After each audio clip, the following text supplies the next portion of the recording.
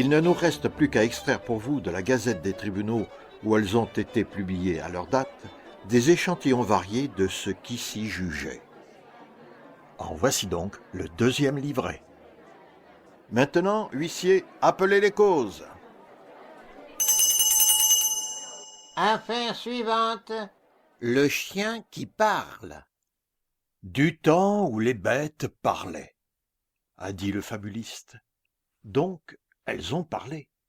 Et si elles ont parlé, pourquoi ne parleraient-elles pas encore?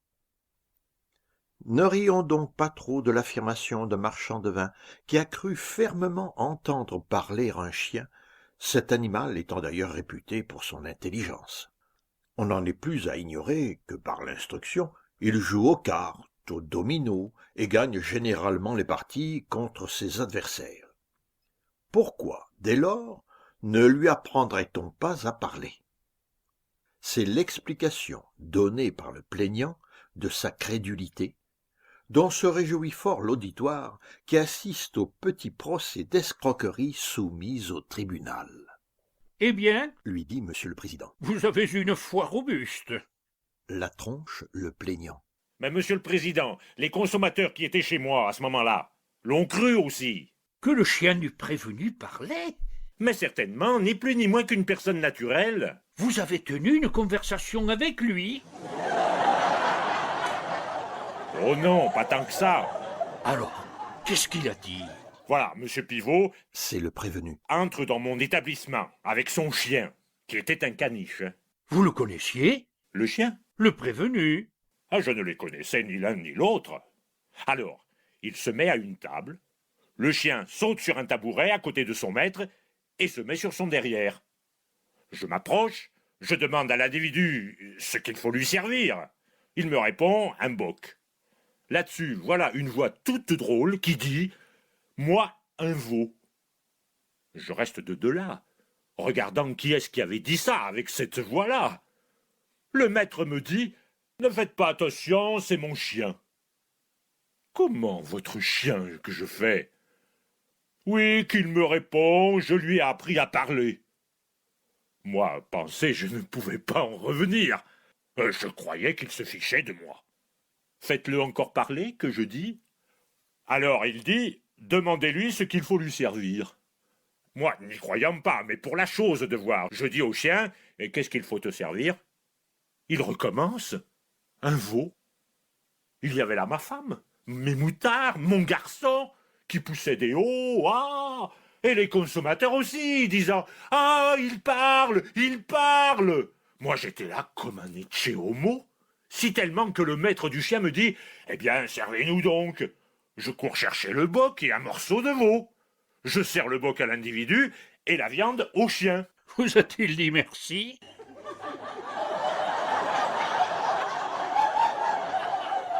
Non, il a sauté sur la viande.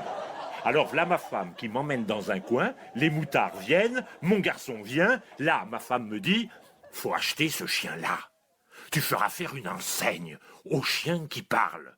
Ça ne désemplira pas ici, il y a de l'or à gagner. » Mes moutards me disaient « Oh oui, papa, achète-le !» Mon garçon, lui, me disait « Ça me fichera rudement du mal, tout ce monde qui viendra. » Enfin, vous l'avez acheté? Oui, monsieur. 400 francs. Mais quand j'ai eu donné mon argent, voilà le chien qui dit à son maître « Ah, c'est comme ça, tu me vends, eh bien, je ne parlerai plus. » Et en effet, il n'a pas reparlé après le départ de son maître? Pas un mot, pas une virgule. Mais le soir, tout le monde s'est fichu de moi. On m'a dit que le maître devait être un ventriloque. Alors, me voilà furieux d'avoir été filouté. Je vais chez le commissaire de police, je lui conte mon affaire. Il s'est mis à rire à ventre déboutonné. Il y avait de quoi? Enfin, que vous a-t-il dit? Il m'a dit que j'étais trop bête. Et tant pis pour moi. Mais voilà que 8 jours après, je trouve mon filou à la foire de Montmartre, où il était comme étant saltimbanque. Alors, je l'ai fait arrêter. Le président au prévenu. Vous êtes ventriloque? Oui, monsieur. Et vous avez escroqué le plaignant en lui faisant croire que votre chien parlait? C'est lui qui m'a tourmenté pour me l'acheter. Je ne voulais pas, vu que je m'en sers pour gagner ma vie. Alors, le marchand de vin me dit, je vous en donne 200 francs. Ouais, J'ai refusé. ouais, 300 qu'il me dit. ouais. Pour lors, je me dis à mon appart que je pourrais me procurer un autre chien. Là-dessus, le marchand de vin n'attend pas et me dit, voyons, je vous en donne 400 francs et avec ça, le boc et le morceau de veau à l'œil. Ma foi, comme il me tourmentait, j'ai accepté. Et le chien, qu'est-il devenu? Il est venu me retrouver. Mais il est à monsieur, s'il le veut. Merci, un chien qui ne parle pas? Ainsi, c'est vous qui avez tourmenté le prévenu pour lui faire accepter votre argent? Parce que ma femme m'avait dit qu'avec l'enseigne du chien qui parle, je gagnerais de l'or gros comme moi. Dans ces conditions, le tribunal a jugé que le délit d'escroquerie n'était pas suffisamment caractérisé, et il a acquitté l'instructeur de chiens. Morale. Ne soyons pas surpris que les bêtes aient parlé autrefois, quand nous voyons aujourd'hui plus bêtes qu'elles qui parlent également.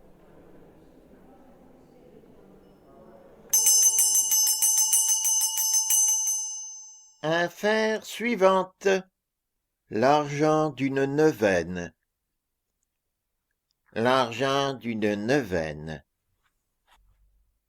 Un brave homme, voyant jouer Tartuffe pour la première fois, s'étonnait, en entendant le vers sur les accommodements avec le ciel, qu'un homme de génie comme Molière pût se servir d'une pensée si connue de tout le monde.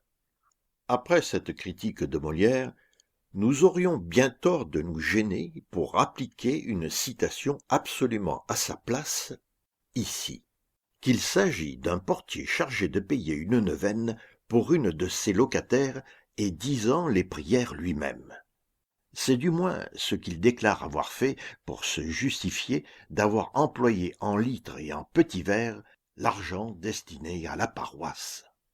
La veuve Ramache explique ainsi l'affaire. Messieurs, j'ai le malheur d'être locataire dans la maison dont cet infamie d'homme est portier. Le prévenu. Je me mets sous la protection de la magistrature pour être respecté par cette vieille personne. Le président au témoin. N'injuriez pas le prévenu, madame. C'est qu'aussi, monsieur, il n'y a qu'un cri contre cette créature-là. Que tous les locataires en disent tout le mal possible. Et que même si le propriétaire ne le met pas à la porte, nous donnerons tous congé à l'unanimité. Et qu'en tout cas, pour ce qui est de moi, je le donne en masse. Vu que ce n'est pas une existence que d'avoir une horreur de portier qui ne dégrise pas. L'ivrogne qu'il est. Je porte plainte en diffamation. Vous porterez ce que vous voudrez. Mais quant à présent, tâchez de vous taire. Et vous, madame, arrivez tout de suite au fait dont vous vous plaignez. Voilà, monsieur. Au prévenu. Oh, vous avez beau me regarder avec vos gros yeux abrutis, vous ne me faites pas peur. Tenez, regardez-moi cette trogne, que ça n'est pas difficile de voir ce qu'il est. Encore une fois, madame, je vous invite à arriver au fait. Eh bien, monsieur, le fait, c'est que j'ai des billets de la loterie de l'exposition universelle. Et que, naturellement, n'est-ce pas, ça me ferait plaisir de gagner le diadème en diamant, ou la calèche de monsieur Binder. Oh, madame, avec un diadème et une calèche. Voulez-vous vous taire? Je me tais, mais c'est drôle comme ça irait bien à madame. Oh, vous aimeriez mieux gagner une pièce de vin. Finalement, monsieur, que je me décide à faire dire une neuvaine pour gagner le gros lot. Le diadème. Je m'arrange avec ma paroisse, et il est convenu que j'apporterai l'argent. Pour lors, me trouvant indisposé, je donne l'argent au portier pour le porter.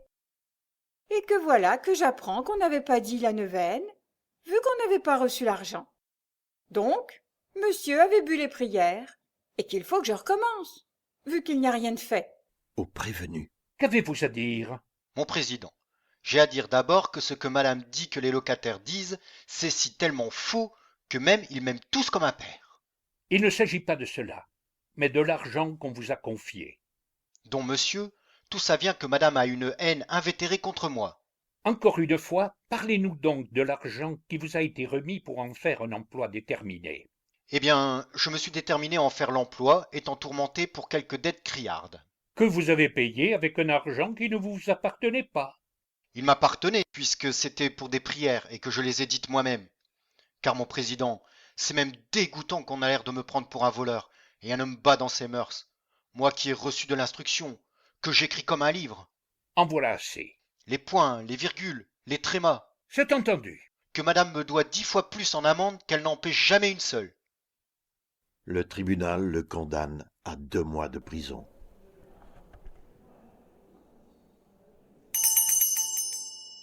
Affaire suivante. Un système d'équilibre. Un système d'équilibre. On serait tenté de croire qu'après l'explication entortillée si connue du menteur de Corneille, un dentiste lui-même n'aurait plus qu'à retirer humblement son chapeau. Nous allons bien voir.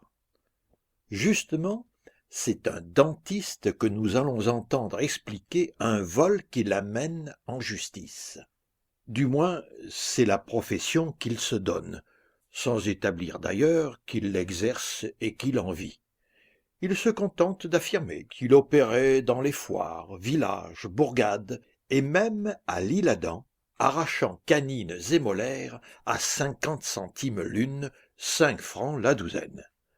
Mais il prétend que le métier se gâte, exactement comme si les dents avaient cessé d'en faire autant. Et puis, avec ça, ajoute-t-il, je suis malade et incapable de travailler. Le président. Quelle maladie avez-vous? J'ai des éblouissements. Alors vous comprenez, monsieur, arrachant une dent au lieu de l'autre, ça m'a coulé à fond de cale. J'ai donc été consulter un herboriste sur mes éblouissements. Il me dit « Comment vous couchez-vous pour dormir ?» Je lui réponds « Tantôt sur une oreille, tantôt sur l'autre. »« Faudra faire le contraire, qui me dit. Et puis le soir, avant de vous mettre au lit, faites 12 fois le tour de votre table de nuit. » N'ayant pas de table de nuit, je faisais 12 fois le tour de ce qu'on met dedans. Alors... Tout cela est inutile. Vous avez soustrait, frauduleusement, 2 morceaux de plomb de 4 kilogrammes chacun. Mon président, je vais vous expliquer. Enfin, oui ou non, reconnaissez-vous avoir volé ce plomb? Je ne reconnais pas ça. C'est vrai qu'ils étaient attachés sous ma blouse, mais je vais vous expliquer. Nous allons entendre le témoin. Une forte femme, une riche nature, s'avance à la barre. Elle déclare être âgée de 46 ans. Quelle est votre profession? Nourrice. Nourrice? À 46 ans? Oui, monsieur. Voilà près de 30 ans que c'est mon métier. J'ai commencé toute jeune. Ceci dit, la nourrice explique qu'elle a vu d'une fenêtre de la maison qu'elle habite le prévenu s'introduire sous le hangar d'un plombier, locataire de la même maison, y soustraire 2 gros morceaux de plomb, les attacher à la ceinture de son pantalon et rabattre sa chemise par-dessus. Le plombier n'était donc pas là? Non, car ayant vivement descendu pour le prévenir, il n'y avait personne chez lui. Alors, j'ai sorti dans la rue, et apercevant le voleur, que même il passait 2 sergents de ville, je leur ai conté la chose. Le président au prévenu. Eh bien, vous entendez? Tout ça, c'est de la blague en bâton. Oh, et que même ça m'a fait si tellement une révolution, que je m'ai dit, c'est sûr que ça va me faire tourner mon lait. Ah, vous me faites rire avec votre lait de 46 ans. C'est pas du lait, c'est du fromage, c'est des petits Suisses. Je peux prouver? Oh, pas à moi, merci. D'ailleurs, j'ai un témoin, moi aussi, ma concierge. On appelle la concierge. Je ne connais pas du tout la chose auquel monsieur est accusé. Le président au prévenu. Alors, que voulez-vous lui demander à votre concierge? Je voudrais que madame dise si c'est vrai que j'ai des éblouissements. Pour ce qui est de ça, la mène devant Dieu et devant les hommes. Même que lui ayant conseillé des lavements, un jour qu'il était au lit, je lui en ai monté un, et que, dès que j'ai seulement ouvert la porte, il me dit d'un œil languissant « Ah, Mame Champoux, je suis bien bas percé. »« Nous allons voir ça, mon garçon, que je lui dis. » Allez vous asseoir. Au prévenu. Enfin, d'où provenaient les morceaux de plomb dont vous étiez porteur, si vous ne les avez pas volés? Je les avais achetés. Pourquoi faire? Oh, vous allez comprendre ça tout de suite, et ces messieurs idem. allant toujours de ci, de là, par la chose de mes éblouissements, qu'à chaque instant je perdais mon équilibre, vu que la tête emportait le reste, je m'étais dit, tiens, en me mettant un fort poids de chaque côté, ça me tiendra d'aplomb. Telle est l'explication colossale qui a valu à son auteur 1 an de prison, et justifie ce que nous disons en commençant, qu'après celle du héros de Corneille, on aurait eu tort de tirer l'échelle.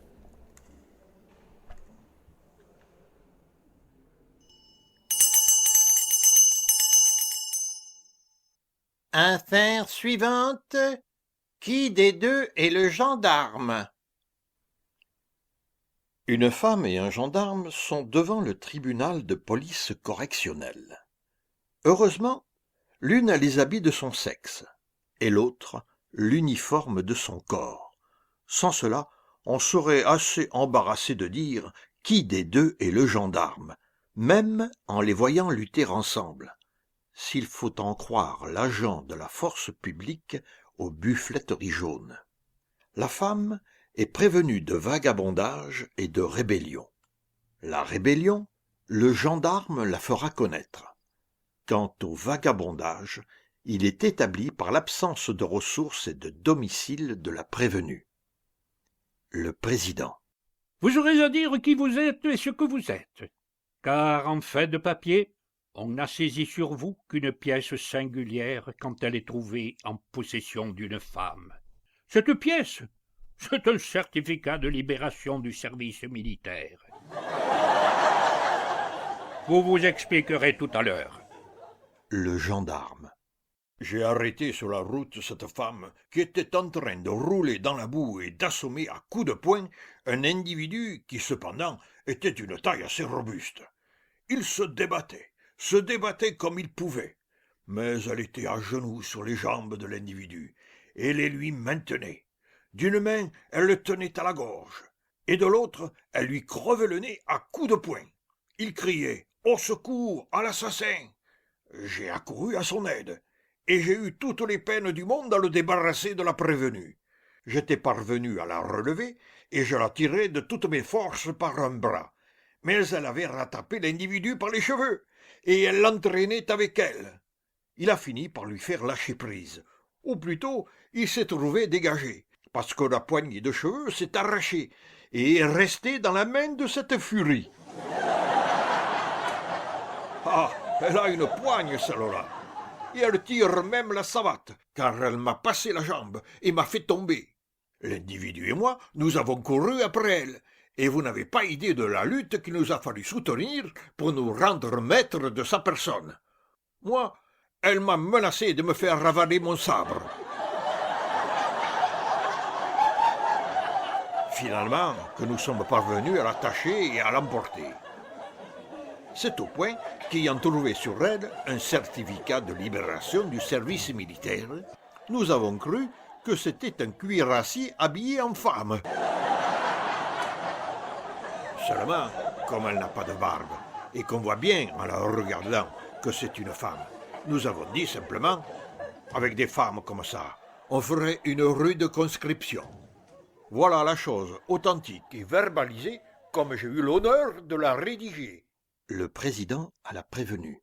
Pourquoi frappiez-vous un homme sur la route?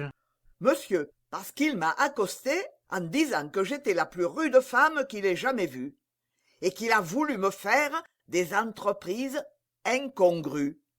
Alors, je lui ai posé une gifle. Sur quoi, il a voulu se rebiffer, et je me suis défendu comme j'ai pu. Et sans le gendarme, je succombais comme 2 et 2 font 4. Ce n'est pas ce que dit le gendarme, puisqu'il déclare qu'il a eu beaucoup de peine à retirer cet homme de vos mains. J'étais si en colère que ça me donnait des forces. Un homme que je ne connais pas, et que, sans me faire la moindre déclaration, ni me dire qu'il m'aime, il s'en vient m'appréhender d'un attentat malhonnête. Nous allons l'entendre. Le don Juan de grande route est appelé à la barre. Il prétend qu'il avait un petit coup de vin et reconnaît qu'il a, en effet, plaisanté un peu avec la prévenue. Mais, dit-il, si j'avais su avoir affaire à une gaillarde comme ça, je ne m'y serais pas frotté. Le président à la prévenue. Maintenant, dites-nous donc ce que c'est que ce certificat de libération du service militaire trouvé en votre possession. Monsieur, je vas vous dire, je l'ai trouvé. Alors, il m'est venu une idée, étant pas mal forte. En effet, le gendarme et cet individu en savent quelque chose. Je m'ai imaginé de travailler comme homme pour gagner davantage. Si bien que j'ai trouvé de l'ouvrage comme ancien militaire.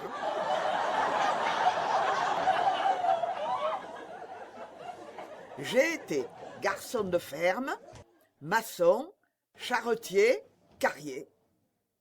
Finalement, qu'un jour, voilà un de mes patrons qui me dit « Écoute, t'es un rude gars, un cheval au travail, tu ne te déranges pas, tu ne te saoules jamais. Si ça te va, je te donne ma fille en mariage. » Vous comprenez mon embarras. J'ai été obligé de refuser. Alors, il s'est fâché, si bien que j'ai été obligé de lui dire la chose, et qu'alors tous les autres ouvriers sachant ça, il n'y avait plus moyen de rester. C'est donc de là que j'ai cessé de faire l'homme, et je venais à Paris quand l'affaire du gendarme est arrivée. Pouvez-vous dire chez qui vous avez travaillé? Certainement. La prévenue donne les noms et les adresses des divers patrons qui l'ont employé comme homme. Elle fait notamment connaître celui qui lui a offert sa fille en mariage, et le tribunal remet à huitaine pour les faire citer. Affaire suivante. La douche.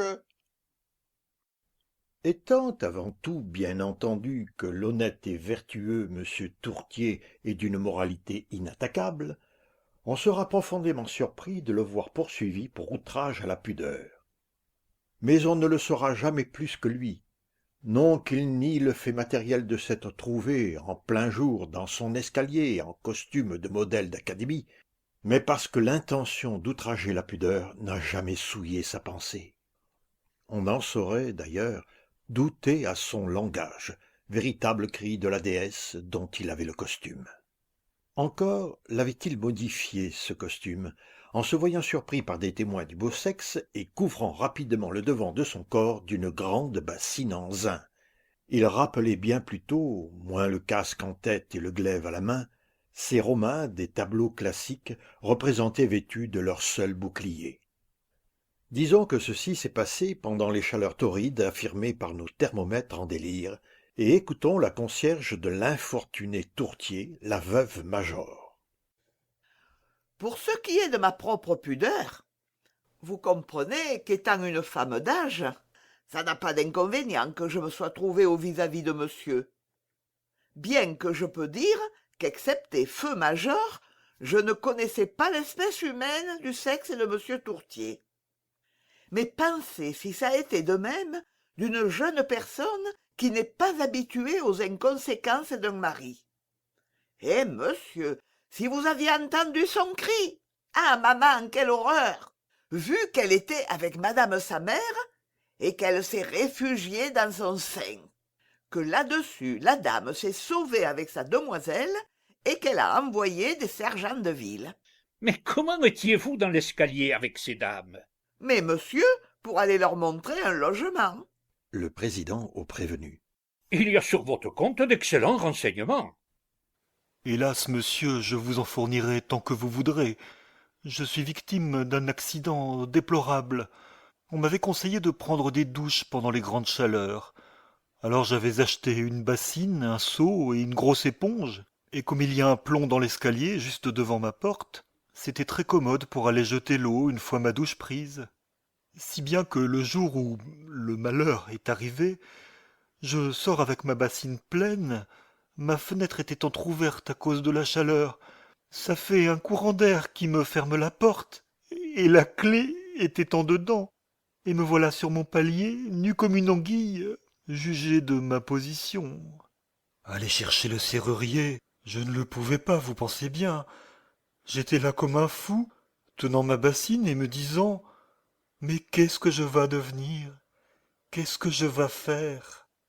Aussi, c'était bien imprudent à vous de ne pas vous habiller avant d'aller vider votre bassine. Eh monsieur, la veille je m'étais rhabillé, et en allant vider mon eau, j'en avais renversé une partie dans mon pantalon. Voilà pourquoi. Vous deviez bien penser que vous pouviez être surpris. Mais je m'étais assuré qu'il n'y avait personne, monsieur le président, et c'était l'affaire de 2 secondes, c'est ce malheureux courant d'air. J'étais comme un fou, je vous dis, au point que je n'ai pas entendu monter. Et jugez de ma stupeur en voyant paraître ma concierge et 2 dames. Instinctivement, je mets vivement ma bassine devant moi. Elle était pleine, et me voilà prenant une nouvelle douche. Là-dessus des cris. Ah, maman! Et une autre voix qui dit, c'est abominable! Et la concierge qui crie, quelle horreur! Alors, monsieur, je perds la tête. Je m'assieds brusquement dans le plomb, et je mets la bassine devant moi. Juste à ce moment, un locataire du dessus vide de l'eau dans le plomb. Ça me fait une telle sensation que je me relève comme un ressort en lâchant ma bassine.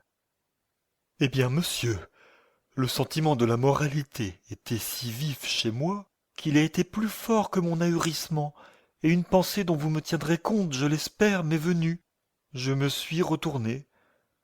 Que pouvais-je faire de plus? Qu'auriez-vous fait à ma place? Voilà la vérité, messieurs. J'espère que vous ne me flétrirez pas par une condamnation pour un délit honteux, mais étranger à mes mœurs. Le pauvre homme demandait au juge ce qu'ils auraient fait à sa place. C'est le cas de demander « Qu'auriez-vous fait à la leur ?» Vous auriez acquitté l'infortuné tourtier. Ils ont en effet déclaré que l'intention constitutive du délit n'existait pas, et ils l'ont renvoyé des fins de la poursuite, au rire approbatif de l'auditoire. Ah oui. Pardon, monsieur le président. Affaire suivante. Une fête de famille. La fête de Pajon a commencé, comme toutes les fêtes, par des bouquets, des embrassades, des compliments et des santés portés le verre à la main. Elle s'est terminée de la façon qu'on va connaître. 2 ménages, le ménage Bureau et le ménage Drouillot, viennent s'asseoir au banc des prévenus. Le ménage Pajon va s'asseoir au banc de la partie civile. Le président à Pajon. Vous autorisez votre femme à porter plainte?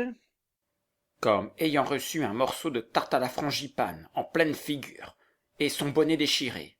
Enfin, vous l'autorisez? Dès demain. Combien demandez-vous de dommages et intérêts? On m'a dit de demander 500 francs pour en avoir 25. Je demande 500 francs. Imbécile. Dites ce dont vous vous plaignez. Étant le jour de ma fête, nous avions invité monsieur et madame Bureau, ainsi que le sieur Drouillot et son épouse, et d'autres amis qui se sont contentés de s'enivrer, mais qui se sont maintenus en gens distingués, tandis que le sieur Bureau et sa femme, ainsi que le sieur Drouillot et la sienne, se sont conduits comme des gens de la classe la plus inférieure. D'abord, c'est monsieur Drouillot qui, étant en ribote, commence par prendre des libertés avec mon épouse, que là-dessus, voilà sa femme qui se met à faire une scène de jalousie à la mienne, qui lui répond « Il en a fait bien plus avec Mme Bureau, que vous ne dites rien. » Là-dessus, v'là Mme Bureau, qui entreprend ma femme, dont moi je prends son parti. Voyons ça, Bureau prend le parti de sa femme, que pour lors, les voilà tous les 4 contre nous, les gens que nous avions invités, monsieur, dont j'avais fait des frais de vin, de gâteaux et de liqueurs, jusqu'à de la chartreuse, et de l'anisette pour les dames, qui n'aiment pas le fort. Voyons, quel coup avez-vous reçu? Ça a commencé par Bureau, qui m'a envoyé une bouteille à la tête, dont je me suis effacé, et que la bouteille a été cassée un pot à l'eau, et une cuvette de 45 sous. Ma femme, là-dessus, lui repasse une gifle, Mme Bureau lui arrache son bonnet. Moi, je veux me défendre contre Bureau.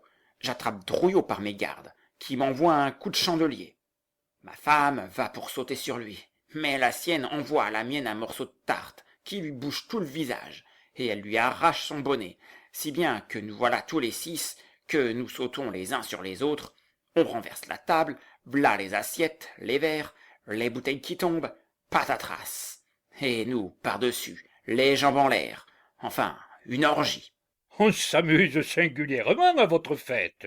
Avec des gens pareils. Comment voulez-vous? Les autres, voyez, ils se sont contentés de s'endormir. Ils ont tombé avec la table, et ils sont restés par terre sans rien dire. Asseyez-vous. Bureau, qu'avez-vous à dire? Mais, vous voyez, le sieur Pageot vous a dit la chose. Nous sommes attrapés tous, on ne sait pas qui est-ce qui a commencé. Et vous, Drouillot? Moi, si jamais je reçoite la fête au sieur Pageon, il fera chaud. Comment? Il nous invite et on se fiche des peignets chez lui, que toute la maison en était en l'air. Est-ce que je sais seulement comment c'est venu? Nous étions tous en ribote, on s'était attrapés, c'est bien, le lendemain on n'y pense plus. Et pas du tout. Il s'en va chez le commissaire et nous voilà ici. Moi que je suis pressé, que j'ai 14 grosses de procédés à livrer à un cafetier. C'est dégoûtant. Et ils nous demandent des dommages-intérêts pour payer leurs tartes et leurs vins, qu'ils peuvent bien les garder une autre fois. Ah oui, et se souhaiter leur fête sans nous. Merci, c'est du propre. Ah, vous n'avez pas besoin de le dire, Mme Bureau. Le tribunal, sur l'avis du ministère public, a renvoyé les prévenus de la plainte et condamné la partie civile aux dépens. Affaire suivante. L'enterrement d'un ami. Hippocrate ordonne que pour sa santé, l'homme s'enivre une fois par mois. Babion, comme Scaramouche, pour bien observer l'ordonnance, fait 3 répétitions par semaine au moins, et il ne s'en porte pas mieux pour cela, si l'on en croit ses plaintes devant le tribunal de police correctionnelle. Il est prévenu de récidive d'ivresse, on pourrait même dire d'archi-récidive. Par une pluie à ne pas mettre une grenouille dehors, des agents l'ont trouvé couché, en pleine nuit, sur les marches du tribunal de commerce. Si bien qu'il n'a eu que la rue à traverser pour aller au dépôt. Sans cela, il eût fallu une voiture pour l'y conduire. Telle est du moins la version des agents. Lui prétend qu'il n'était qu'ému. Voilà. Dit-il. Ayant perdu un ami, que nous l'avions conduit à Montparnasse, on avait entré en revenant chez le marchand de vin, on avait mis les petits canons dans les grands, alors je me suis trouvé un peu éméché, simplement. L'agent. Il était tellement ivre que quand nous l'avons éveillé, il a demandé à bénir ses enfants. Ça prouve que je suis bon père, mais pas que j'étais sous, et je ne permets à personne, pas plus qu'à autrui. Vous n'avez ici rien à permettre ou à ne pas permettre. Je le retire. Mon agent, vous avez eu l'erreur. Un autre dirait la bêtise, mais je vous respecte. Vous avez eu la bêtise de croire que j'étais en ribote, tandis que j'avais de la souffrance, vu que je suis criblé d'un tas de choses. Des rhumatismes à ne plus savoir où les mettre, des coliques que le sacrifice d'Abraham n'est rien à côté. Taisez-vous. À l'agent. Il ne vous a pas insulté. Non, seulement en nous reconnaissant, il a poussé une espèce de cri de fureur. Je le retire et je vous prie de le considérer comme de joie. Enfin, que faisiez-vous sur les marches du tribunal de commerce en pleine nuit, par une pluie battante, si vous n'étiez pas ivre? Mon président, je ne voudrais pas vous abuser, ça serait plat. Voyons, répondez. Je m'étais assis là pour m'arracher une dent. Venez, la v'là! Y a pas de quoi rire! Il cherche sa dent dans toutes ses poches. C'est inutile. Asseyez-vous. Le prévenu relevant sa lèvre avec les mains. Tenez! J'ai le trou, on le voit! Asseyez-vous. Le prévenu s'assied, mais continue à montrer l'alvéole de sa dent absente au tribunal, au greffier, à l'huissier, aux gendarmes et à l'auditoire. Le tribunal le condamne à 2 mois de prison, 16 francs d'amende et 2 ans d'interdiction de ses droits civiques.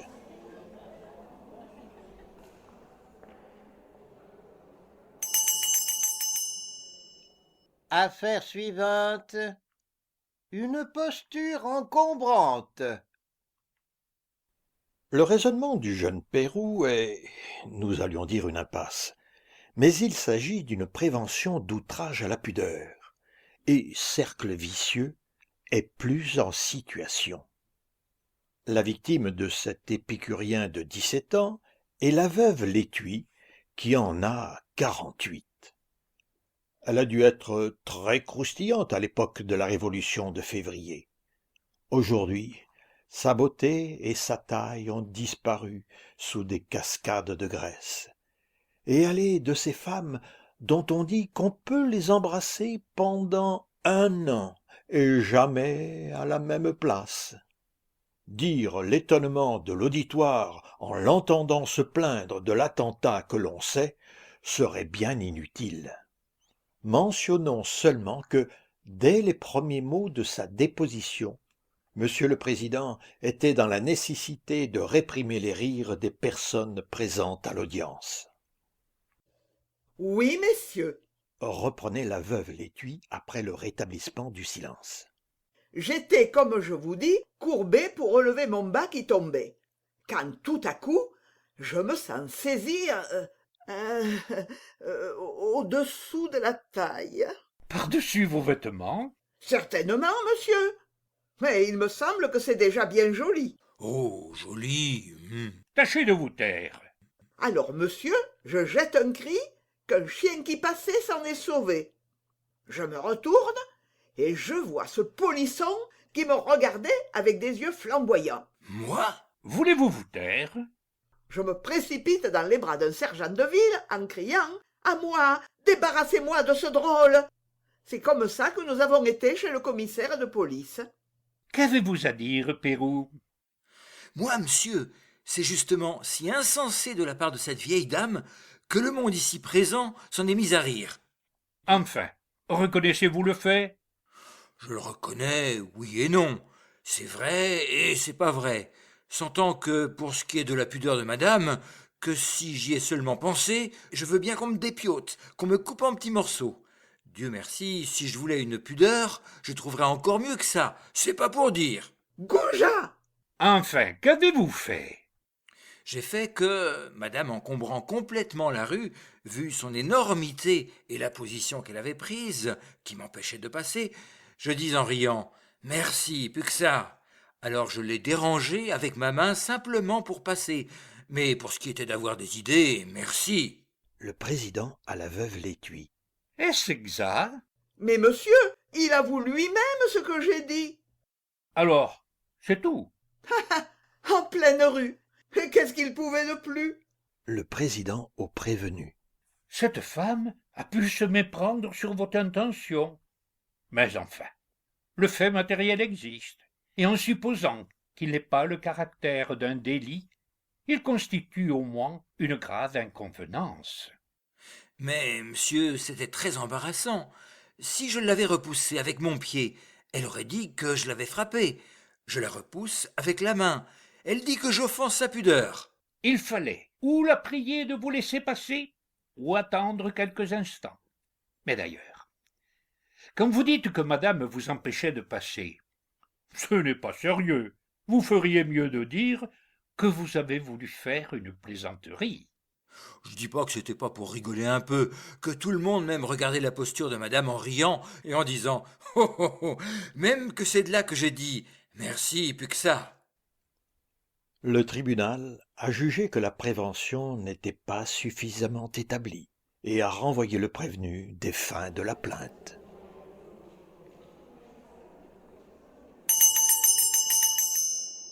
Affaire suivante. Né pour la science. Il y a telle ou telle théorie qui, bien que discutable, étant